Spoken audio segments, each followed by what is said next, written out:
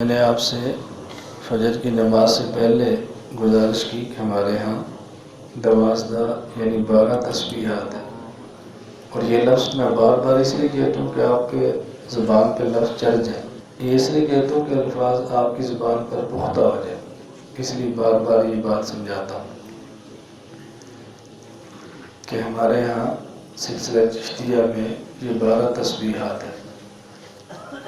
اس میں 2 تسبیحات ذکر نفی اثبات لا الہ الا اللہ، 4 تسبیحات ذکر اثبات الا اللہ الا اللہ، اور 6 تسبیحات ذکر اسم ذات 2 ضربی اللہ اللہ اللہ اللہ اللہ اللہ، اور پھر 1 تسبیح ذکر اسم ذات 1 ضربی، ساری قریب ہو جائے، آگے آگے آئے، ذکر اسم ذات 1 ضربی اللہ اللہ اللہ۔ یہ میں بار بار سمجھاتا ہوں، زبان پہ چڑھ جائے، سمجھ آ جائے، ذکر کا طریقہ آ جائے، پھر واپس اپنے علاقے میں جائے تو وہاں بیٹھ کے خلوت میں اپنا اپنا ذکر کریں، اپنے اپنے کام میں لگے رہیں اور مسلسل کریں، تھوڑا ہو جائے تو حرج نہیں، لیکن تسلسل نہ ٹوٹے، ناغہ نہ ہو، مسلسل کریں۔ ابھی تو آپ ویسے ہی پہاڑی علاقوں میں سمجھانا بہت آسان ہے، پہاڑی علاقہ نہ ہو تو پھر بھی آپ نے دیکھا ہے پانی کس قدر نرم ہے اور پتھر کس قدر سخت ہے۔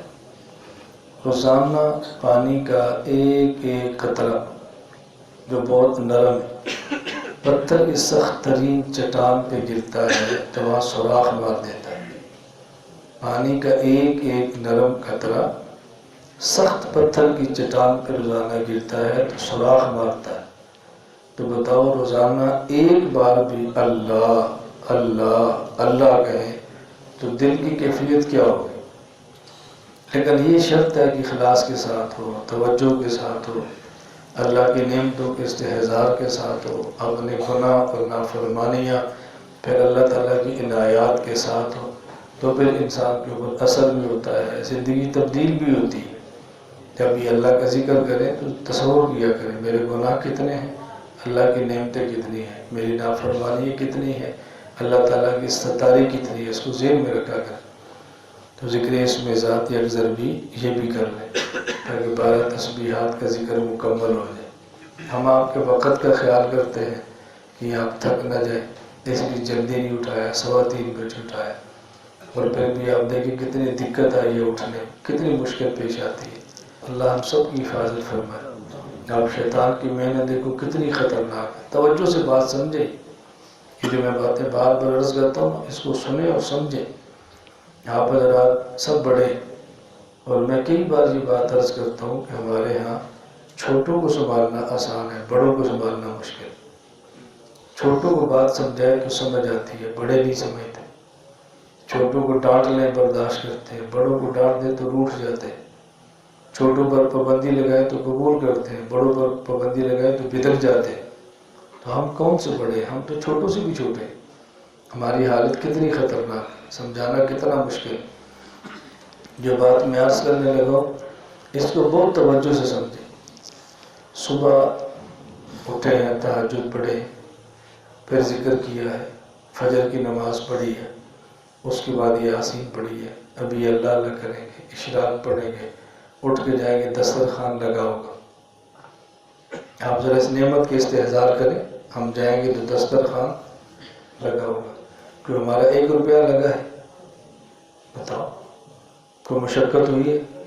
یہ کھانا کس وجہ سے ہے کہ ہم اللہ اللہ کر رہے ہیں، اللہ کا نام لے رہے ہیں۔ آپ بتاؤ کہ ہم اللہ کا نام کھانے کے لیے لے رہے ہیں یا اللہ کے لیے لے رہے ہیں؟ اور کھانا پھر بھی مل رہا ہے، عزت کے ساتھ مل رہا ہے، منت کے ساتھ مل رہا ہے، منت کے ساتھ دسترخوان پر ہیں، بھئی دسترخوان لگے، بھئی کھانا کھا لیں۔ خدا کے نام کی برکتیں دیکھیں اور اپنی نالائکی دیکھیں، اللہ کے نام کی برکتیں دیکھیں اور ہماری نالائکی دیکھیں۔ ہم ذکر کر رہے ہیں، نمازیں پڑھ رہے ہیں اور دسترخوان لگے ہوئے، بستر لگے ہوئے، کھانے کے انتظام موجود ہے، اللہ کے کرم دیکھیں۔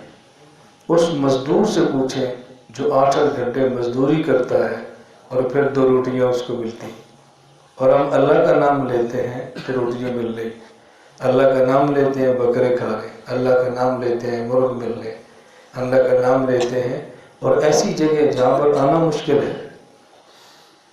میں یہاں کبھی کبھی آتا رہتا ہوں، اور بہت دوست ہیں، بہت محبت کرتے ہیں، ہر کسی خواہش ہوتی ہے کہ ہمارے ہوٹل میں ٹھہرے، ہمارے گھر ٹھہرے، ہمارے پاس آئیں، ہمارے پاس آئیں۔ تو میں پوچھتا ہوں ایک رات کا کرایہ کتنا ہے؟ کہتے ہیں 8,000۔ ایک رات کا کرایہ کتنا ہے؟ کہتے 10,000۔ ہم ایک بار آگے جمان سرے سے بھی آگے جو لوگ سیر کے لیے جاتے ہیں، گزشتہ سال میں بھی گیا، تو ان کا ہوٹل تھا 16 کمروں کا۔ میں نے کہا ہمارے لیے یہ کہا کہ 16 کمرے یہ آپ کے ہیں جس میں آپ نے سونے سے۔ یقین کرے میں روتا تھا، یا اللہ کیسے تیرے نام کی برکت ہے، سوائے اس کے کہ ہم تیرا نام لیتے ہیں اور کیا کرتے ہیں؟ کھانے گھر سے پکا کے لا رہے، مستورات محنتیں کر رہی۔ میں نے رات بھی عرض کیا تھا اس کا مقصد صرف استحضار ہوتا ہے اللہ کی نعمت، کہ جن کا یہ مرکز ہے، جن کا یہ گھر ہے، جو صاحب حیثیت ہے، وہ ہمارے لیے کھانا پکا رہے ہیں اور ہم فقیر لوگ کھا رہے ہیں، اور ہمارے نخرے نہیں سنبھالے جا رہے۔ اللہ کی نعمتیں دیکھیں، اللہ کتنا نوازتے ہیں۔ قرآن کریم میں ہے وَلَوْ أَنَّهُمْ أَقَامُوا التَّوْرَاةَ وَالْإِنْجِيلَ لَأَكَلُوا مِنْ فَوْقِهِمْ وَمِنْ تَحْتِ أَرْجُلِهِمْ۔ اگر یہود و نصارہ تورات انجیل پر عمل کرتے تو زمین کے اناج کھاتے، آسمان کی نعمتیں کو مزے لوٹتے۔ یہ تو ان کے بارے میں، اور مسلمان اللہ کی شریعت پر عمل کر لے، اللہ آسمان سے رزق کے دروازے کھول دیتے۔ اللہ تعالیٰ زمین کو کہتے ہیں اگل دے، اگل اپنے خزانے ان کے لیے۔ وَمَن يَتَّقِ اللَّهَ يَرْزُقْهُ مِنْ حَيْثُ لَا يَحْتَسِبُ۔ میں یہ ساتھیوں کو سنایا کرتا ہوں کہ مولانا احمد علی لاہوری رحمۃ اللہ علیہ فرمایا کرتے تھے وَمَن يَتَّقِ اللَّهَ، جو اللہ سے ڈرتا ہے، اللہ اس کو رزق کہاں سے دیتے ہیں؟ يَرْزُقْهُ مِنْ حَيْثُ لَا يَحْتَسِبُ۔ فرماتے علماء کا رزق ہے من حیث لا يحتسب، عوام کا رزق ہے من حیث یحتسب۔ مولوی وہاں سے کھاتے ہیں جہاں سے گمان نہیں ہوتا، اللہ اللہ کرنے والے، اور اللہ کو چھوڑنے والے وہاں سے کھاتے ہیں جہاں سے ان کا گمان ہوتا ہے۔ مزدوری کریں گے تو ملے گا، ملازمت کریں گے تو ملے گا، کاروبار کریں گے تو ملے گا، کھیتی باڑی کریں گے تو ملے گا، ان کا گمان وہاں پر ہوتا ہے۔ اور اللہ اللہ کرنے والوں کا جہاں سے گمان ہی نہیں ہے، خدا وہاں سے رزق دیتے، بندے کو تصور بھی نہیں ہوتا۔ ہم یہاں سے نکلتے ہیں، موسم ہوتا ہے چھلیوں کا، بھٹے بناتا کوئی ہے، کھاتے ہم ہیں، بکرے پیدا کہیں ہوتے ہیں، ذبح کہیں ہوتے ہیں، کھا اللہ والے ہوتے ہیں۔ حیران کن بات یہ ہے کہ پھر بھی لوگ نہیں سمجھتے۔ دیکھیں ہم یہاں ٹھہرے ہیں نا 2 دن سے، عملی مشاہدہ کریں، عملی۔ آپ سکول میں پڑھتے ہیں، کالج میں ہے، یونیورسٹی میں ہے، آپ ایمان کے ساتھ بتاؤ اگر سکول کا ٹرپ کی مری آئے تو پیسے جمع ہوتے ہیں کہ نہیں؟ جی بولو، اللہ کے نام پر جمع ہوئے، اپنا کرایہ بھی، رہائش بھی مفت ہے، کھانا بھی مفت ہے، اور کرنا کیا ہے؟ اللہ۔ جنت کے مزے الگ ہیں، قبر کے مزے الگ ہیں، دل کا سکون الگ ہے۔ اللہ ہم سب کو اپنے نام کی قدر عطا فرما دے، اللہ ہم سب کو اپنے نام کی لذت اور حلاوت عطا فرما دے، اللہ ہم سب کو اپنے نام کی مٹھاس عطا فرما دے۔ بس نہ مزہ ہے تب بھی کرنا ہے، نہ لذت ہے تب بھی کرنا ہے، اور جب لذت عطا ہو جائے تو پھر کیا کرنا؟ حضرت مولانا فضل الرحمان گنج مراد آبادی رحمۃ اللہ علیہ بہت بڑے ولی گزرے، حضرت فرماتے جب میں اللہ کا نام لیتا ہوں تو اپنی زبان سے مٹھاس محسوس کرتا ہوں، مجھے لذت اور مٹھاس محسوس ہوتی ہے۔ میں نے صبح آپ سے عرض کیا نا، یہ میں کسی پر فتویٰ نہیں لگاتا، اور یہ بات میں سے نہیں کہتا، ایک دوسرے پر کہ ہم میں سے ہر بندہ اپنے بارے میں سوچے یار اللہ کا نام لینے کا مزہ کیوں نہیں آ رہا، اللہ کا نام لینے کو دل کیوں نہیں کرتا، اللہ والوں سے محبت کیوں نہیں ہو رہی، خدا کے بندوں پر میں سب کچھ کیوں نہیں لٹاتا، میری بیماری کیا ہے؟ یہ اور کریں گے اللہ مزید توفیق عطا فرمائے، اللہ اپنا نام عطا فرما دیں گے، اللہ اپنے نام کی قدر عطا فرما دیں گے۔ اس سے بڑی دنیا میں کوئی نعمت نہیں، اس سے بڑی دنیا میں کوئی نعمت نہیں۔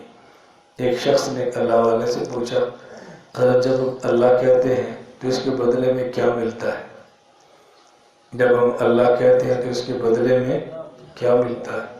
فرمایا جب تم اللہ کہتے ہو تو بدلے میں دوبارہ اللہ کہنے کی پھر توفیق ملتی ہے، اور کیا چاہیے تم؟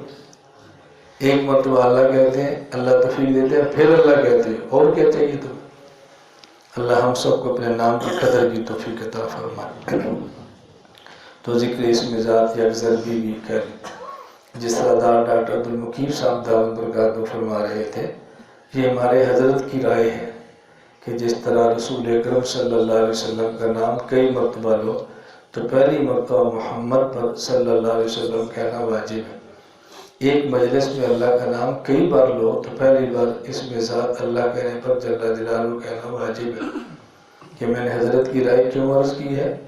کسی عالم کو اس سے اختلاف ہو تو اس کو پورا حق حاصل ہے، کوئی نہ کہے تو اس کو پورا حق حاصل ہے۔ علماء کا علمی اختلاف ہوتا ہے، ہر شیخ کی اپنی رائے ہوتی ہے، کوئی دوسرا اس رائے کا پابند نہیں ہوتا۔ کوئی اس رائے پر عمل کرتا ہے تو کرے، جو نہیں کرتا تو ہم اس کو مجبور تھوڑے کرتے۔ اس لیے مشائخ کا اپنا ذوق ہوتا ہے، اپنا مزاج ہوتا ہے، بس کسی کی نہ قدری نہ کرو، کسی پر تنقید نہ کرو، علمی اختلاف ہے تو شوق سے کرو، اپنے علم پر عمل کرو۔ اللہ ہم سب کو توفیق عطا فرمائے۔ اللہ جل جلالہ، اللہ جل جلالہ عما نوالہ، اللہ اللہ اللہ اللہ اللہ اللہ اللہ اللہ اللہ اللہ اللہ اللہ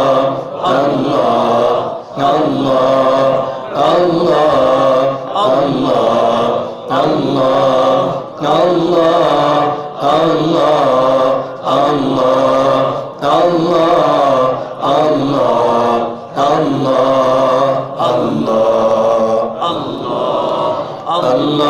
اللہ کیسا پیارا نام ہے، اللہ اللہ کیسا پیارا نام ہے، اللہ اللہ کیسا پیارا نام ہے، اللہ اللہ کیسا پیارا نام ہے۔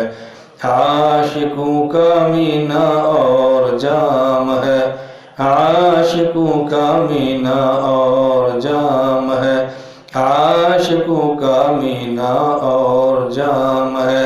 اللہ اللہ کیسا پیارا نام ہے، عاشقوں کا مینا اور جام ہے۔ اللہ اللہ اللہ اللہ اللہ اللہ اللہ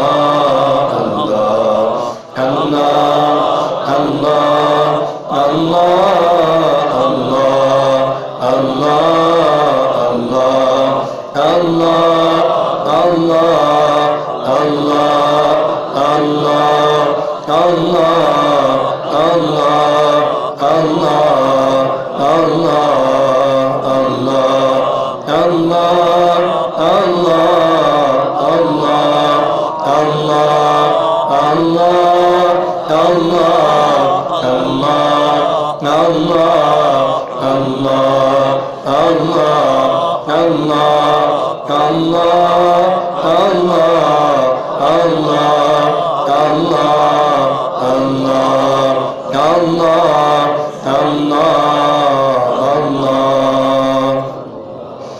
اللہ اللہ کیسا پیارا نام ہے، اللہ اللہ کیسا پیارا نام ہے، اللہ اللہ کیسا پیارا نام ہے۔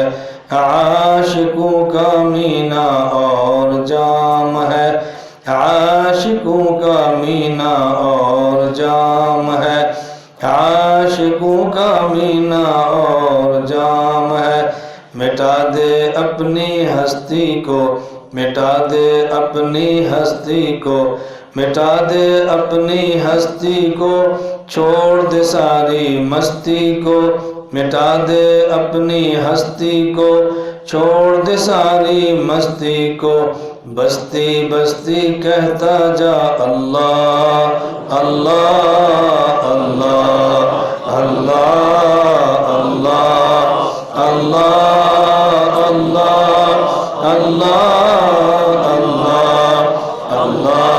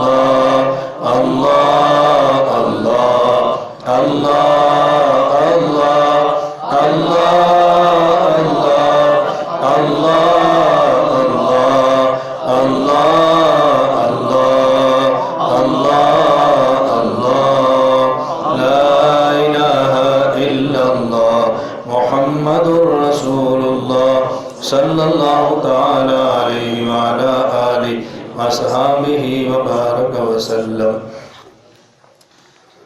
جس طرح 24 گھنٹے کچھ وقت خانقاہ کے مزارگے اپنا مزاج بناتے ہیں اللہ اللہ کرنے کا، واپس جائیں تو یہی مزاج بنے، خود ذکر کریں، اولاد کو ذکر پہ لگائیں، گھر والوں کو ذکر پہ لگائیں، اس کا اہتمام کریں۔ صبح اٹھیں، تہجد پڑھیں، تلاوت کریں، گھر والوں کو اٹھائیں، لیکن تہجد پر سختی نہ کریں، جبر نہ کریں، زیادہ تنگ نہ کریں۔ فرائض پہ تو سختی کرنی چاہیے، نوافل پہ سختی نہ کریں، اس کا بہت زیادہ اہتمام فرمائیں۔ یہاں جتنے احباب آئے ہیں ہمیشہ ذہن نشین فرمائیں، یہ کبھی نہ کہیں کہ ہم گئے تھے سیر کے لیے اور ساتھ ذکر بھی کیا ہے، کوئی جی گئے تھے ذکر کے لیے اور ساتھ سیر بھی کی۔ اصل اللہ کا ذکر اور تعلق مع اللہ اور اپنے شیخ کی صحبت، اس کو رکھیں، اصل اس کو رکھیں۔ ہمارے ہاں دینی مدارس ہوتے ہیں تو وہاں اسکول کی تعلیم بھی ہوتی ہے، اکثر مدارس میں تو مدارس والے یہ کہتے ہیں بھی ہم بچوں کو قرآن پڑھاتے ہیں اور ہم ساتھ میٹرک بھی کراتے ہیں، درس نظامی کراتے ہیں اور ساتھ ایم اے بھی کراتے ہیں۔ اور جو دوسرے لوگ ہیں وہ کیا کہتے ہیں کہ ہم نے اسکول کھولا ہے مڈل تک، ساتھ حفظ بھی کراتے ہیں، ہم نے کالج بنایا ہے اور ساتھ ترجمہ بھی پڑھاتے ہیں۔ تو یہ دیکھا کریں کہ اصل کیا ہے اور ساتھ کیا ہے، کہ ہم نے اسکول کے ساتھ حفظ کرانا ہے یا حفظ کے ساتھ سکول چلانا ہے۔ ہماری ترجیحات ہونی چاہیے نا، چونکہ ہم مسلمان ہیں، ہمیں ہمیشہ اس بات کو مد نظر رکھنا چاہیے۔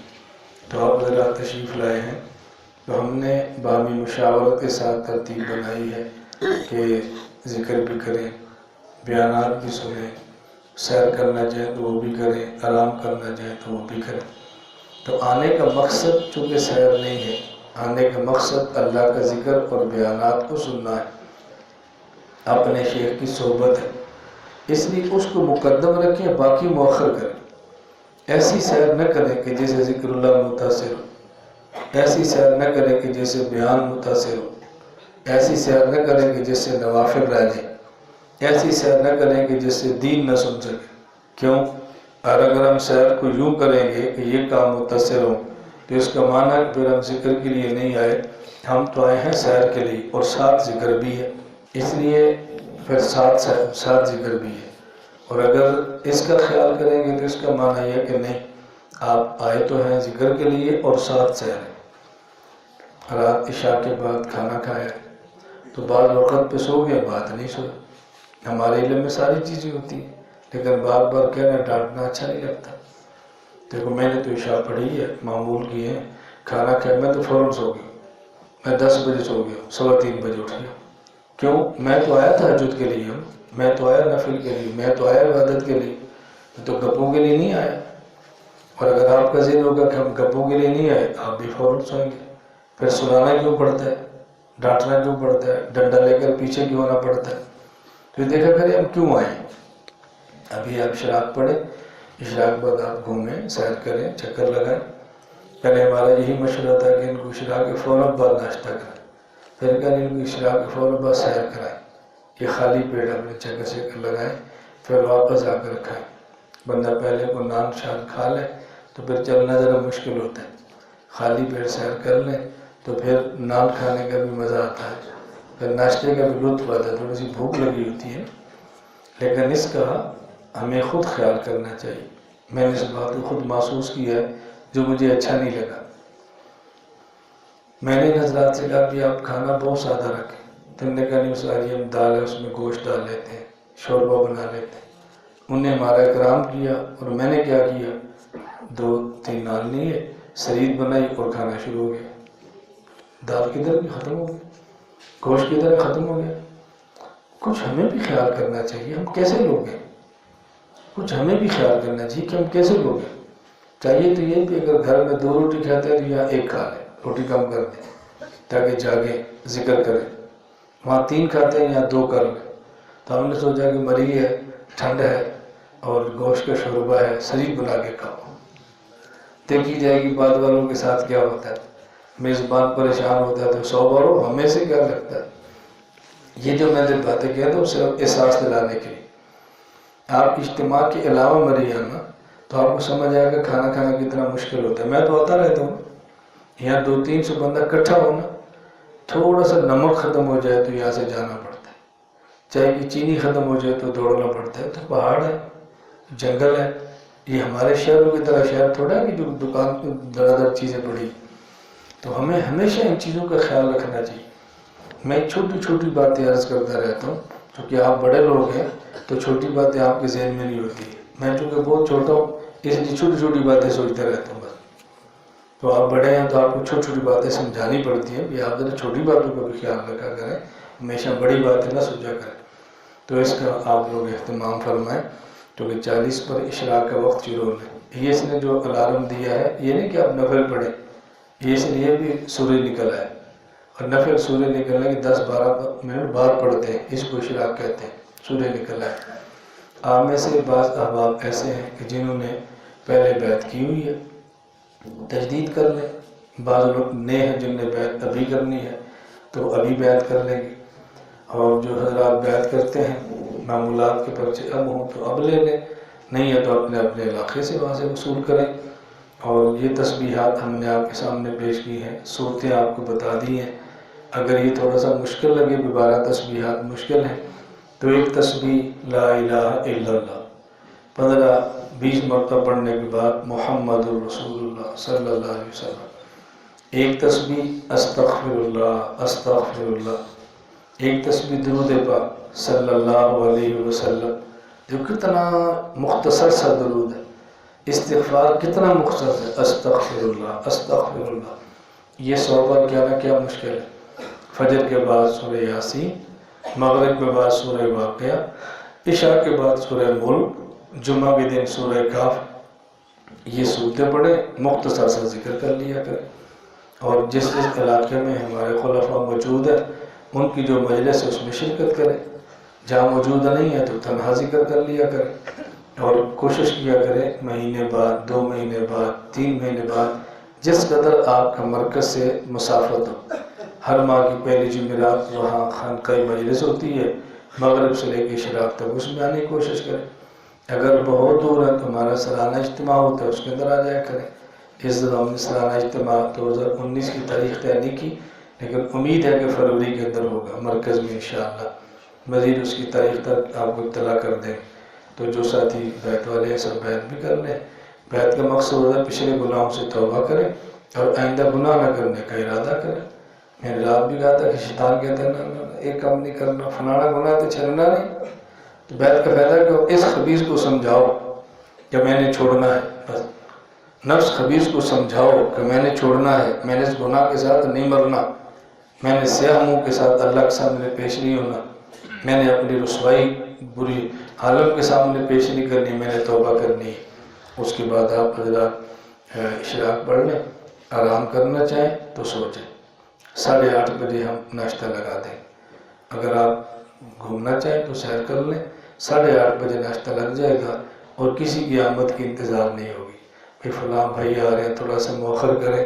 ہمارے یہاں ایسا نہیں ہوتا۔